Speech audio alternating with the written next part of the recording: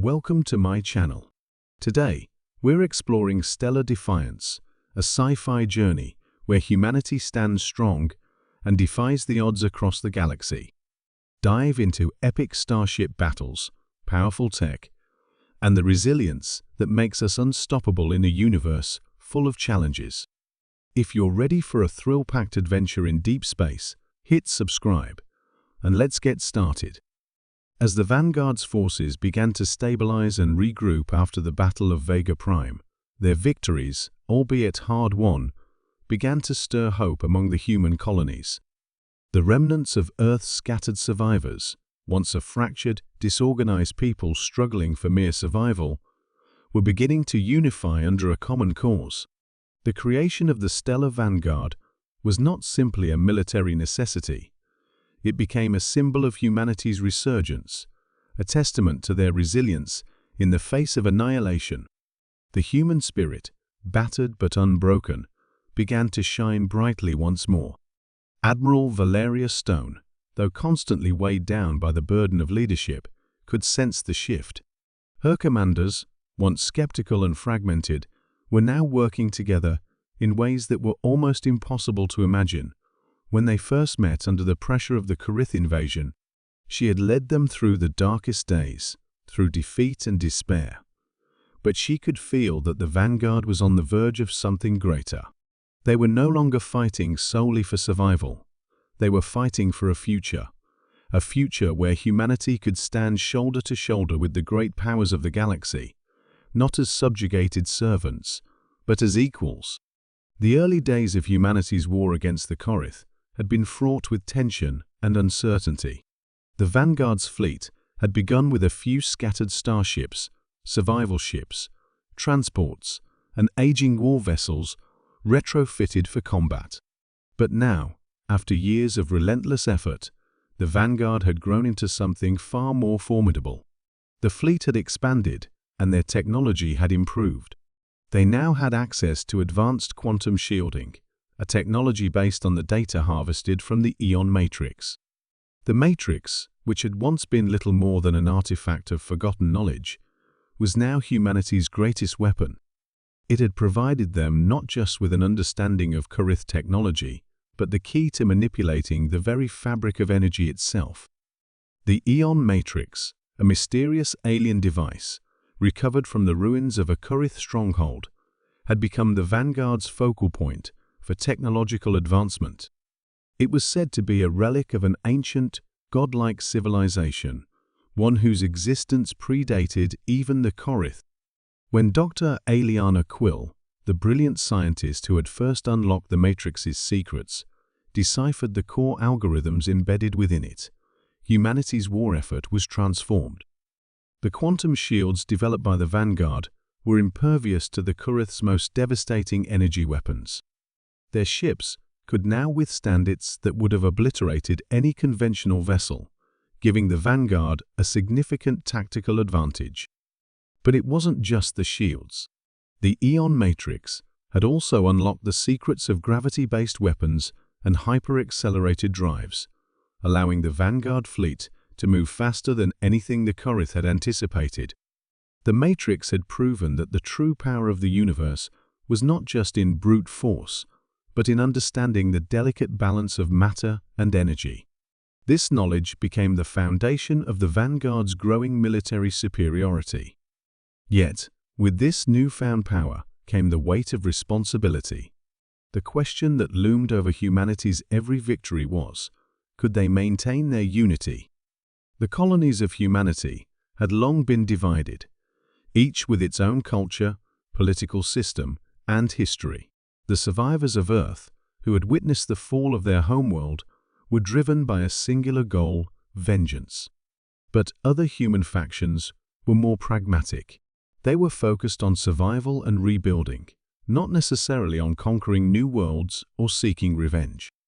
As the Vanguard's influence expanded, the various factions began to clash over their differing visions for the future of humanity.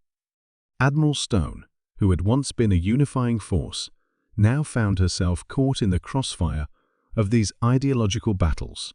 On one side were the Earthborn loyalists, those who clung to the idea of rebuilding a new Earth and avenging the old. On the other were the outworlders, those born on distant colonies, who saw the future of humanity as something independent from its past. They believed that humanity's future lay in the stars, not in a return to a lost homeworld. This ideological schism threatened to tear the vanguard apart. Stone, ever the diplomat, worked tirelessly to bridge the gap between these factions, knowing that if they were to have any chance against the Conquerors and their dark allies, they would need to remain united. But her task was daunting. The outlying colonies were weary of war and felt no strong allegiance to the ideals of Earth. They had their own dreams, their own needs. Some were even beginning to question whether the vanguard's growing military might could lead to tyranny. The memory of Earth's fall was fresh in their minds, and many feared that humanity's newfound power would simply replace one empire with another. In the midst of this tension, another challenge loomed: the Conquerors' High Command. Despite their crushing defeats at the hands of the vanguard, the Conquerors were far from broken. Their pride had been wounded, but their desire for domination was undeterred. In fact, they had begun to adapt to the evolving human threat. The Conquerors had always been a warlike species, their empire built on the subjugation of lesser races. Yet their greatest strength lay not just in their advanced technology, but in their biological superiority. The Conquerors were genetically engineered for war, their physiology designed for maximum strength, speed, and endurance. They were a race of living weapons, and they had developed a deep understanding of the dark sciences, energy manipulation, biological augmentation, and even dark matter manipulation. For the Conquerors, the defeat at Vega Prime had been a blow to their pride, but they saw humanity's emergence as an opportunity. If they could harness the Eon Matrix, they would not only neutralize humanity's growing power, they would ascend to a new level of supremacy. The Conquerors began a campaign of covert infiltration, sending spies and agents to infiltrate the ranks of the vanguard. They were searching for weaknesses, exploitable divisions among the human forces that could tear the vanguard apart from within. But the vanguard had learned from their past mistakes.